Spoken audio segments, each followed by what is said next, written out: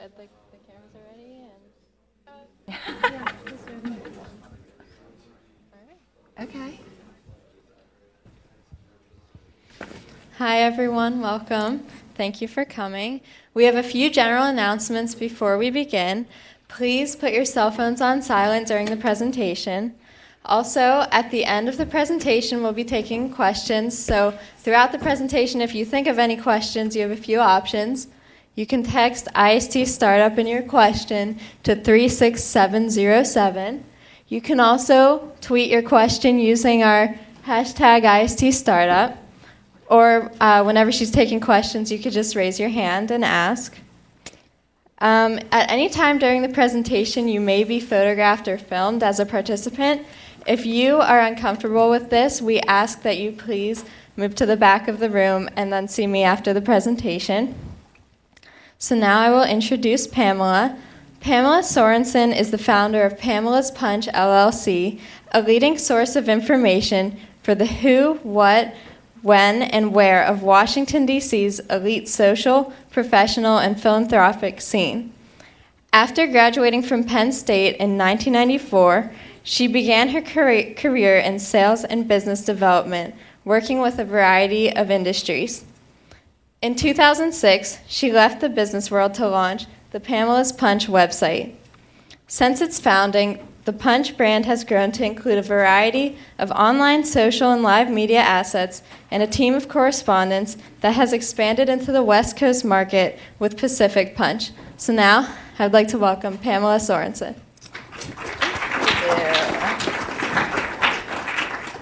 Hi, everyone. First of all, I just want to say it is a huge treat to be back here about 20 years after graduating from Penn State. I can tell you back in the dark ages when I was here, we didn't have an IST, we didn't have computers, laptops in front of ourselves. We were like literally writing, taking notes, using that old-fashioned utensil called a pencil. And we didn't have this amazing campus, which is what you have now. I mean, it was literally about a quarter of the size of what it is today. And we also didn't have pickles, which I went to last night, and that was kind of like, I might be back there again, but I will not have a fried pickle ever again. So anyway, what I'd like to do is talk a little bit about my background, my personal as well as professional, because they kind of intertwine, and also give you a couple of pieces of advice that I wish that someone had come and given me when I was your age. So, my background. I was born in Seoul, Korea, and there's a reason why I'm telling you this. I was born in Seoul, Korea, and I was adopted when I was 4 months old into a white family. And so basically, my family, we moved from a couple of different places, and we lived in very, very white communities, very white bread communities. And I hope nobody here is from South Bend, Indiana. Anybody? No? Okay. So my formative years were in South Bend, Indiana, and I could say my younger brother and I, who were both Asian, probably the two only Asian people in the entire state of Indiana. And so what I basically learned to have a perspective of growing up was that it was not good to be different. It was different meant bad, and to be the same as everybody else meant good. So all I wanted to do is just be the same as everyone else. I didn't want to be extraordinary. I just wanted to be ordinary like everyone else. So my parents are educators, and they also instilled in us discipline. Discipline and education were the most important things that we could ever take with us from our childhood. So we all had to play the piano, we all had to take private lessons, we all had to do concerts, we all had to take a musical instrument, we all had to practice, we all had to take private lessons, and we all had to do concerts. I also was a ballet dancer, and I also had to take honors classes, and I also was a pom-poms, which was basically like the dance team for my high school. And I was the captain my senior year. And it was all about discipline, it was all about practice, it was all about being, advancing yourself and always striving to be the best. So my junior year of high school, my parents said to me, okay kids, or said to the kids, because education is so important, we put that over material things, we're not gonna buy you cars, instead we're gonna pay for 4 years of education. So anywhere you get into after you apply, we'll pay for the 4 years. 5th year, you're on your own. 6th year, we're disowning you. So 4 years, you better be out of school. And I was like, all right, okay. So I wanted to get out of South Bend, Indiana. And around that time, my parents told us that they were moving to Fairfax, Virginia, which is a suburb of Washington, D.C. So I was thinking, okay, I can either go to IU, which is where pretty much most of my friends were going, or I can come up with a criteria of going someplace where it's really sunny and warm, like Florida or California. But because my parents were going to be in Fairfax, I thought, okay, you know what, I'm going to come up with a list of criteria that seems to be more fitting because it will be 4 years of the rest of my life. So one, I wanted to make sure that it was about 4 hours away, so I'd be doing ground transportation and not flying. It was a really big school, so when I dropped the name, everybody knew what it was. It had a very strong athletic program because I was a huge basketball and football fan. It had a very strong Greek system because my mom was in the Greek system and my dad was in the Greek system, and I wanted to be in the Greek system. And let's see, what else? It was fun. So I had no idea where to go, and one of my dad's friends called me and said, I have the perfect place for you. It's Penn State. I was like, what? I mean, okay, why am I going to go to Pennsylvania? And he said, listen, this is like heaven on earth. It's euphoric. It is like the perfect place. It is like, you have to go. You have to go. If you don't go, you're crazy. I was like, okay, I'll apply. I mean, if you pricked his finger, he would bleed blue. I mean, he was living for Penn State. And I said, all right, I'll go ahead and apply. And I don't know how you guys do applications now, but we literally had to write out our answers with pen. And I remember distinctly that one of the questions was, if you don't get into the main campus your first year, would you go to another campus? And I said, no. The only one I wanted to go to was the University Park campus, the main campus. So the day that I took the SATs for the second time, I actually got the FAT package, which meant that I was going to Penn State. Now remember, I'd never stepped foot on this campus. So the first day that I arrived with my parents and unpacked everything, where I was in Pollock Halls, was the first time I'd ever stepped foot on this campus. And I was like, okay, Mom and Dad, get away, because this is going to be the coolest experience. The only thing I cared about was having the ultimate college experience. And I was definitely going to have the ultimate college experience, because I'm one of those people that lives to live life to the fullest. So my freshman year, I pledged Pike a Little Sister. I drank a lot of beer. I did cake stands. I hung out with football players. I gained about 50 pounds, and then I came back to Fairfax, lost my 50 pounds, came back again, and gained another 50 again. But I pledged Tried and I had a great time, hung out in fraternities, did a lot of like philanthropic type of things, and did Greek sing, and did all those fun things. And so the end of my sophomore year, I also lived off campus, and my dad said, hey, what's your major? I was like, okay, I'm having this amazing time. My GPA was having about an average time. And I thought, okay, maybe I should probably declare a major because I'm going to be a junior next year. And so my dad said, okay, well, you have to do it because remember, 4 years. So I knew that there was one class that I had to take in order for me to actually declare my major. And that was Speech Comm 101. And so I convinced my parents that I could stay up and be responsible and be in the apartment the entire time during that summer if I took Speech Comm during intersession. So I took Speech Comm during intersession, had a great time that summer. And more than anything, what I realized was that I really liked this class. And it really spoke to me. So I did some research, and I found out that you could actually take this as a major. So I went ahead and I signed up to have that as my major, and I absolutely loved it. I learned so much about the art and the science of communicating. And it was mostly about 80% writing and about 20% actually speaking. But it was something that really spoke to me that I became very passionate about. I don't know if I mentioned this before, but I am terrible at math and I am terrible at science. And anything that has to do with math and science, I'm just like, no, there's no way I can do it. So anything that had to do with writing and reading and communicating it fed my soul. And so actually, let me back up. So my senior year, right before my senior year, I got an internship in DC with Neiman Marcus. So I was in the accessories department. It was very cool. I got to sell Hermes scarves and really wacky, totally expensive belts to people, and realized that people were spending all this crazy money on things. But my senior year in December, I went back to do the internship during the holiday.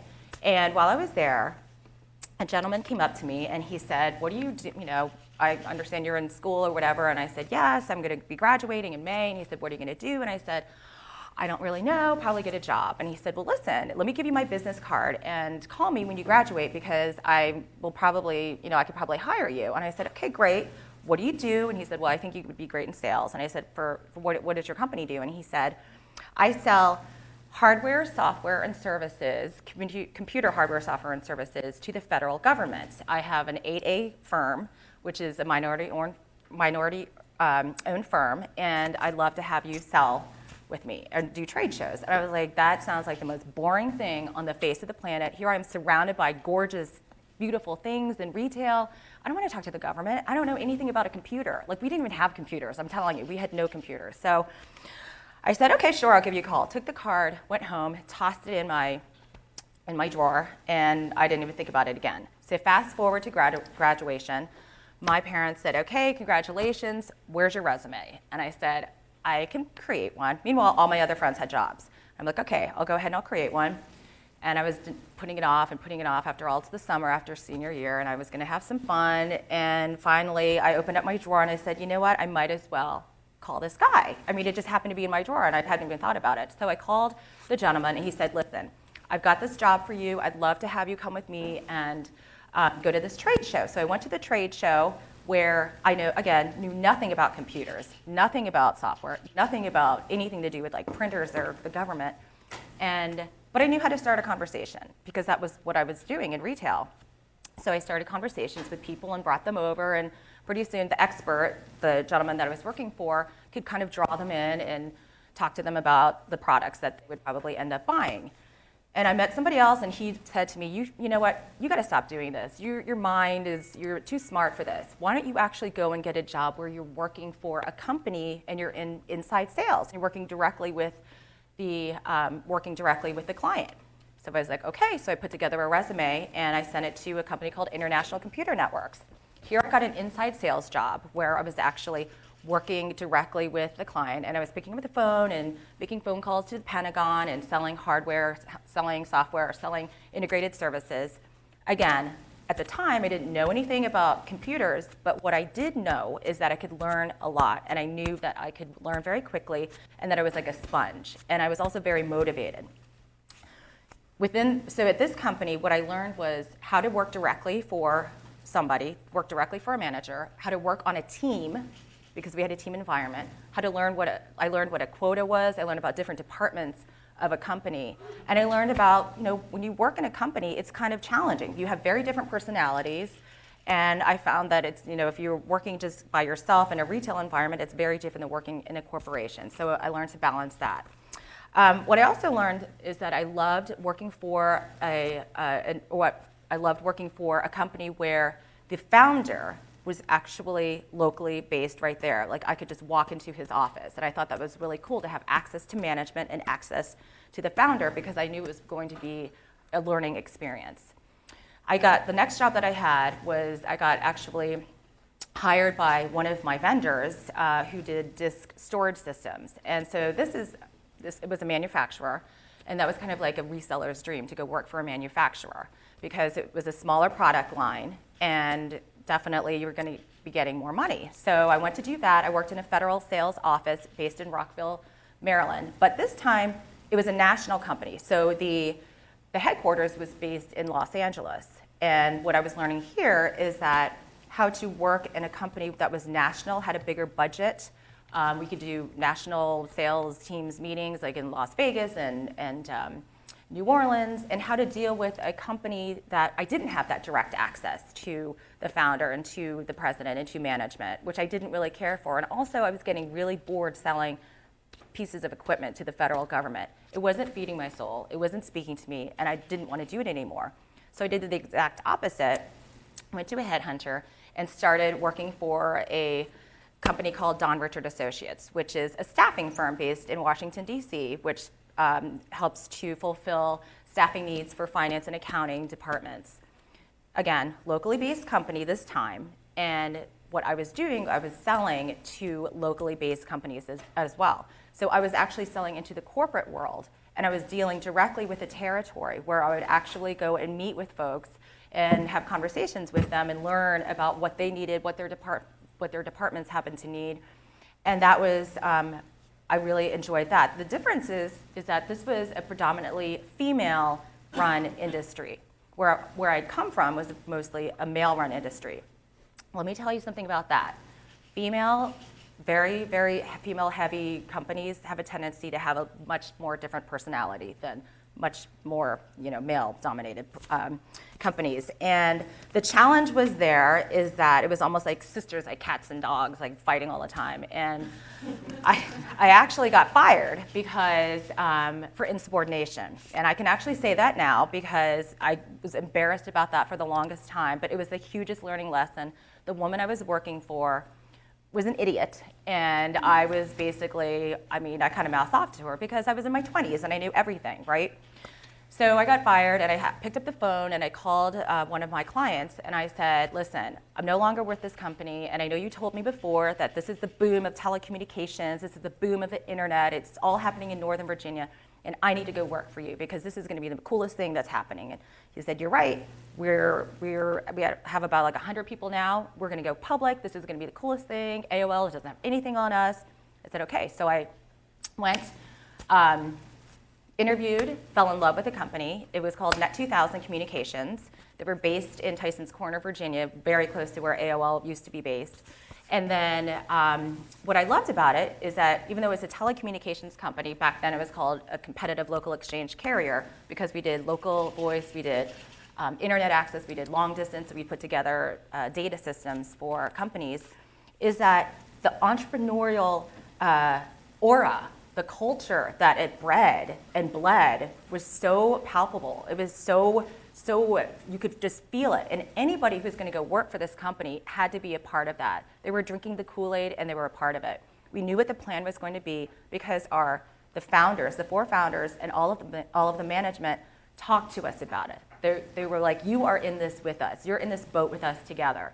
And for me, that again, it spoke to me, it fed my soul, and it was where I wanted to be. So I was in sales there, and I helped to build the company. I was employee 131. Helped to build the company to about 1,000 individuals. We had different offices. We were doing extremely well. And this is, again, is during the telecommunications and the internet boom and explosion, if you will. So what happened was we went public. We had about a market cap of like something billions of dollars. It's the most exciting time to be a part of this world. And then the bubble imploded. The bubble burst. I'm sure you've probably heard about it. You might be studying something about it, like, whatever, in the late 90s, early 2000s. And that was a really tough time. It was a tough time for individuals. It was a tough time for companies because the layoffs began. And remember, layoffs could be numbers, they're dollars, but they're people too. These people didn't have jobs. And the more that people didn't have jobs, the more that the region started to sink down under and under. One of the most thriving markets in the Washington, D.C. area, it was Washington, D.C., in this country, just started to falter and fall. And we too had a layoff. So we went through one round of layoffs. And then 9/11 happened, which was a devastating, awful experience for everybody, obviously, in this country. And we had to go through another round of layoffs. And again, this is right around Christmas time. It was just, we had to do it because we couldn't pay for the employees. And little by little, we found out that we were going to have to start to take down the company. So there was a retention team, and I was asked to be on the retention team because I'd been one of the long-term employees. So we had 50 people on the retention team that had to close every office, that had to make sure that the value of the company was a little bit afloat so that whoever came in and bought the company actually could pay for it, or there was something that they would want to pay for. So during Christmas, again, I had to go into billing. I had to go in customer service. I had to be in a different department every week. It was dark. We had to carry files. It was absolutely heartbreaking to actually be a part of something that I helped to build and had to slowly take it apart. And it was, if anything, besides heartbreaking, it was an MBA on the job because I had to go through all these different departments and actually work in the different departments. And it was heartbreaking, yes, but it was a huge, huge, huge learning lesson. So after that, I decided to jump into the worst industry at the worst possible time in the worst market, and that was commercial real estate. I don't know what I was thinking, but it gave me some time to actually do other things, which was get recruited by somebody else. And my old sales, my executive vice president from Net 2000 reached out to me and he said, listen, this is a tough time for everybody. What we're going to do is I'm starting this organization called the Potomac Officers Club, and it's going to be a networking organization and a speech. We're going to have speakers and leaders, and we're all going to get together, and we're going to bring back the region. We're going to find all these different executives, and we're going to network, and this is going to be the most powerful organization. And he said, I want you to be my vice president of corporate development, and what you'll be responsible for is finding members, because the members will pay a fee, finding speakers that are of local significance as well as national significance, finding sponsors for the events, and finding advertisers for the e-newsletter, which we created. And that was called Executive Biz. And I fell into it, and I said, what was so cool about it is that I used my sales experience. I also used my contacts that I'd already made over the past decade or so with these executives. And I got to do a lot, do everything from like learning how to sell advertising to working with events. And using all of those past experiences to get me to that particular position, it was wonderful. That organization thrived. It was getting national notoriety. We were getting huge speakers like Jack Welch, and it was just unbelievable. It was a great time. And around that time, I was spending a lot of time in the charity world, and I was sending a lot of information out on email going, hey, everybody, I want you to come to this event. I want you to buy these tickets. I want you to buy these tables, because I really have a huge charity bent. So again, it spoke to me personally and professionally. And I was also getting to realize that when you involve yourself in the charity world, in the community world, you get to meet a lot of different people that otherwise you wouldn't meet in your specific role within your workplace. And the networking was incredible. But it wasn't just about just because I want to be networking with people. It really spoke to me about a lot of these causes. And so I was sending out all these emails out, and then what was happening is people were saying, hey, what happened last night? What did you do last night? Who did you meet? I heard there was like a celebrity at this gallery opening or this restaurant opening or whatever. So I was spending the other half of my time sending out information saying, this is what happened, and this is what happened, and this is what happened, and maybe I'll send a picture. And I thought if I could only put all of that content and messaging in one specific place and write it in a style that my friends could read it, my mom could read it, always important. If your mother can read it, it's okay. My colleagues could read it, my clients could read it, then I'd be having a lot more time where I could actually do the job that I was getting paid to do. So I came home one night after a couple of glasses of wine that I had at this event, and I sent out an email to one of my business partners who runs a web marketing and design company, and I said, listen, I want to start a blog. How do I do it? And he's like, okay, you're going to go to eBlogger, you're going to sign in, you're going to find a name, you're just going to go ahead and do this. And I was like, okay, good, great. So I went in and I signed, I came up with The Daily Adventures of Pamela Sorensen, which is a terrible name for a blog. It was terrible, but I was like, whatever, nobody's going to read this. It's just for my friends. And I wrote my first entry, and that was November of 2006. It was just a personal thing. It was a hobby. It was fun. I was getting a lot of enjoyment out of it, and I was also being more productive in my day job. Pretty soon, people started to go, oh my gosh, I read you have a blog. You have a blog. I would be out somewhere, and people were like, oh my God, I love your blog. Or they would write to me, and they'd say, I read your blog, and that was funny. And I thought, wow, people are actually reading this. So Brian Williams with Bigot Labs contacted me, and he said, I've been kind of tracking your hits, and I got to tell you something. We can actually do something for you, because we're starting a social media division for the company, and we'd love to have you kind of be our guinea pig.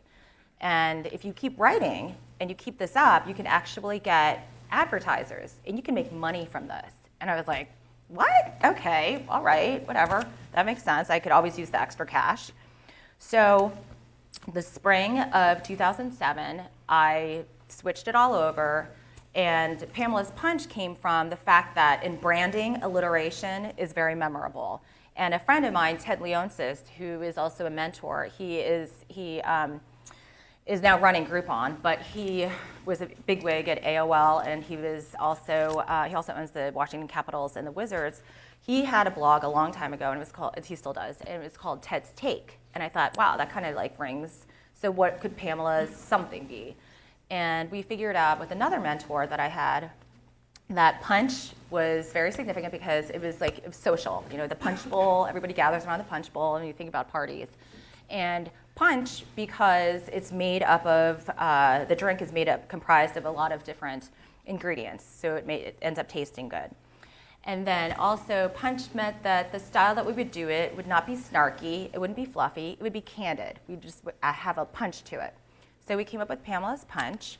Pretty soon I started getting advertisers because of my sales experience. I went out to some folks and I said, hey, if you put a tile ad up here, you know, it'll be this much money and you'll have exposure, and I can help promote on Pamela's Punch. And this is before Twitter, by the way. And I can do all these things for you, and you can be a Pamela's Punch partner. That started to work. And pretty soon it started to grow and started to grow and started to grow. And I started getting some folks that wanted to contribute and write, and it started happening and happening. And I quit my job with the Potomac Officers Club, and I decided that this is going to be my full-time gig. Now let me tell you, for all of you who are considering starting up a company eventually, because I'm sure you're probably here to do something along those lines, or you have some sort of passion or interest about that, the first 2 years were hell. I mean, I honestly did not know if I was doing the right thing or not. I was crying a lot. I was not going to bed. I mean, when I was going to bed, I was like crying, staring at the ceiling, going, did I do the right thing? Did I do the right thing? How am I going to make ends meet? And I did a couple of other things on the side, like I was working for a vodka company, and I was, doing some other kind of, odd jobs. But to tell you the truth, as much as my parents would call me and say, okay, this is really fun, Pamela, for you, but you need to go back and get into real life and get a real job, I said, no, I am not going to go back and work for anybody ever again. I'm only going to work for myself. I don't care what I have to do. I don't care if I have to get rid of tons and tons of things and change my lifestyle. I will not work for anybody else.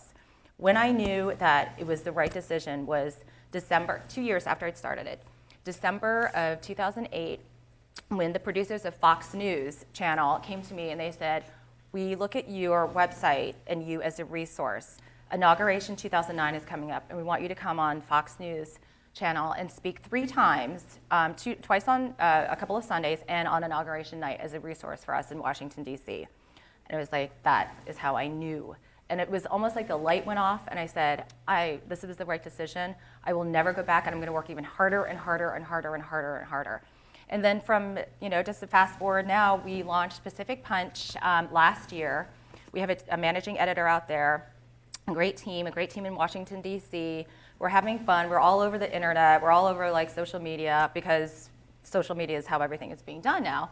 But I still do a ton of philanthropy. I do a lot of in-person, like the speaking engagements and hosting a lot of different events. And the brand continues. Last month, which was a short month, we had over 100,000 individual hits on the main website. So that's something that we're very, very proud of as well. So now I'm going to speak a little bit about the pieces of advice. I'm still good on time, right? Okay, good. Pieces of advice that I wish that people had given me when I was your age. The first one is party your asses off now, and get it out of your system, because it does not get any easier after you graduate from school. But I say that respectfully, in that within reason, we want you to graduate, we want you to have a good GPA, and we want you to be proud that you went to Penn State and you did get a good education. But think about this. If you want the ultimate college experience, there's no better school to be getting it than here. You have so many resources and so many great people, and you have the most amazing college town. So whatever you do, make sure you take this and take advantage of this, and take advantage of knowing a lot of these great people in your classrooms, or that you live with, or in your sorority or fraternity and groups and such. 2, be extraordinary, not ordinary. Be memorable, not forgettable. Be distinctive, and make sure that you stand out. Don't be boring. Don't be the same as everybody else. As you recall, when I was little, all I wanted to do was be like everybody else. But no, if you're going to be successful, you don't want to be like anybody else. And celebrate that. Celebrate that you're different, and really take advantage of the fact that you can do something like that. So now what do? I mean, you could do anything, luckily because you have social media and you have such great resources, you can do anything from like creating videos and putting them up on YouTube, to writing articles, to seeing if you can contribute to the Huffington Post, to, being a leader in a group organization, to starting a charity. And it doesn't even have to be here on this campus, it can be at your hometown,